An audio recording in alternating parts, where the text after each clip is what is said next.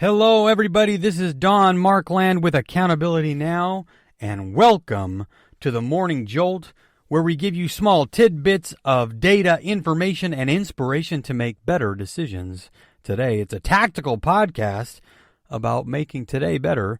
Today, in my years as a leader, executive, and probably the greatest business coach on planet Earth, I've asked countless individuals to tell me about the best boss they've ever had. And sure enough, and this is without fail, their eyes light up when they talk about a great boss.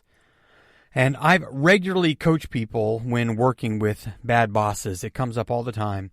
And I teach them how they can deal with a bad boss, and they can learn from every boss that they've ever had. But sadly, the feedback that they give on bad bosses comes up more often than not. And so I wanted to talk a little bit about what are the signs of what I call a bully boss, so you can know if you have one. And then we're going to talk a little bit about what to do if you have one. So these are the 3.5 signs that you have what's called a bully boss. But first, a little bit of data. 2017 study showed 60 million Americans are affected by workplace bullying in some fashion. Of those affected, bosses comprise 61% of workplace bullying. And I'm not just talking about tough questions. I'm talking about actual targeted bullying effects. When trying to stop bullying or stop that type of impact, 65% of bullied employees lose their job. Now, still, there's a perception that the bully boss gets results.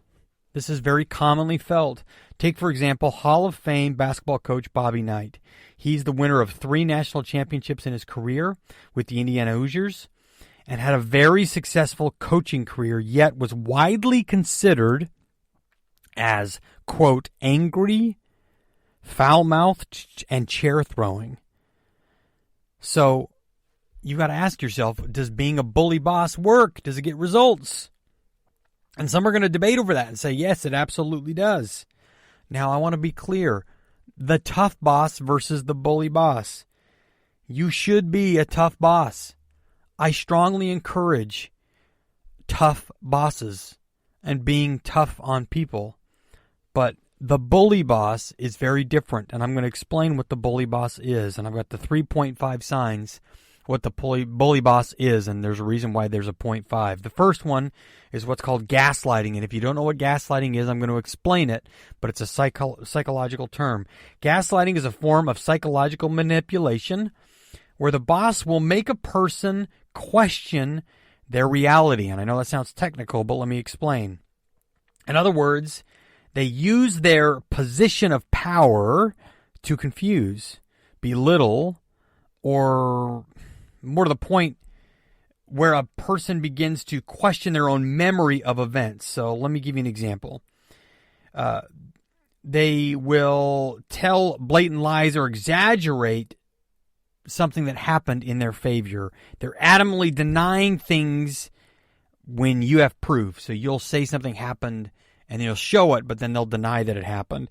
They use what is near and dear to you as ammunition. They confuse you with oddly placed positive reinforcement. They tell you and others that you're crazy, that you're insane. Right? These are just examples of gaslighting. Let me give you another point. This is point number 2, undermining. The abusive bully boss will often use a public tactic of undermining their employees, both in privately and in public, which can cause toxicity throughout the organization.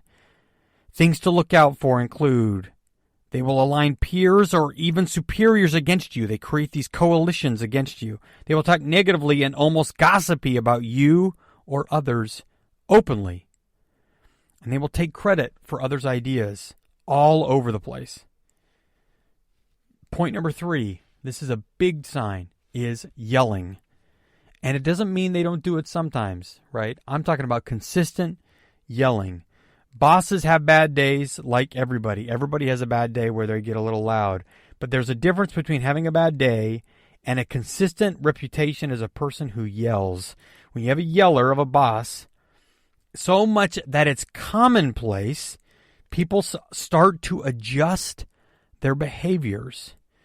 For example, regular tantrums can cause people to hold back opinions. They will change whether or not they present ideas. They will change their communication style. They will adjust what they do and contribute in fear of being yelled at.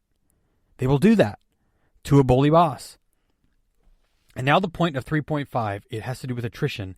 This can be challenging because people don't quit companies, they quit bosses. And it's also challenging because just like in an abusive relationship, people don't always leave abusive bully bosses.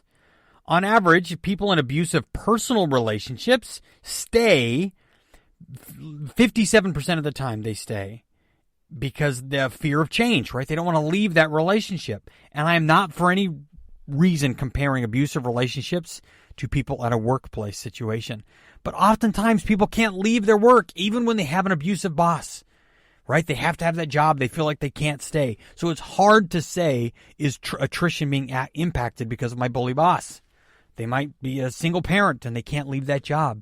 My point is you can't always measure it that way. That's why it's 3.5. But if you have a bully boss and it's one of those impacts, what do you do about it? So the first thing is I would encourage you to create an emotional buffer zone.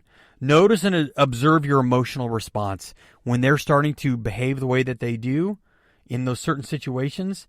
Learn that in many ways your emotional response to the bully boss only makes things worse. Try finding ways to detach from what they do, to detach emotionally from it, and try to separate. I know this is a psychological trick. It doesn't always work, but that's the first step that I would encourage you to do.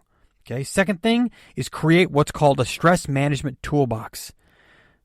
Just like a carpenter or a mechanic wouldn't show up to a job without necessary tools, you can't show up to work without them as well. Find out different stress management techniques. I'm going to put a link to it in the show notes that you can work and use for you, just like walking, yoga, midday run, positive affirmations, writing, bringing a heavy bag to the office, right? Whatever it takes.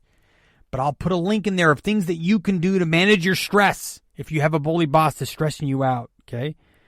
Last thing, get even. And I'm kidding. Do not get even. That has never, ever shown to work, and don't do it, okay? This whole example, like if you go watch A Christmas Story with Scott Farkas, when he goes and beats up the bully, and I know we all dream of being able to do that. That does not work in the workplace, so don't do that. One of the other things I would encourage you to do, this all centers around the concept of what's called psychological safety. Many of you in organizations will, especially big organizations, will have an HR department.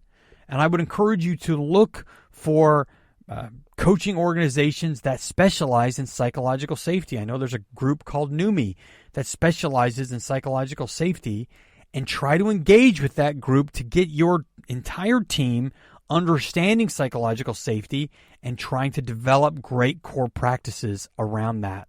It will help your company and do a lot for the team. I'm telling you, we've seen this work. The studies have shown this works.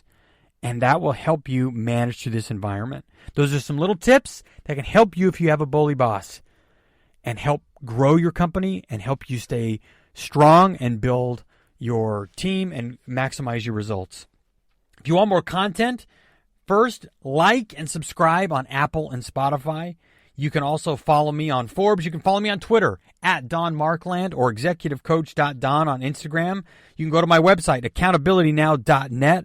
As always, check out my company, the greatest digital marketing agency in the world, 411 Locals. And this is your Morning Jolt.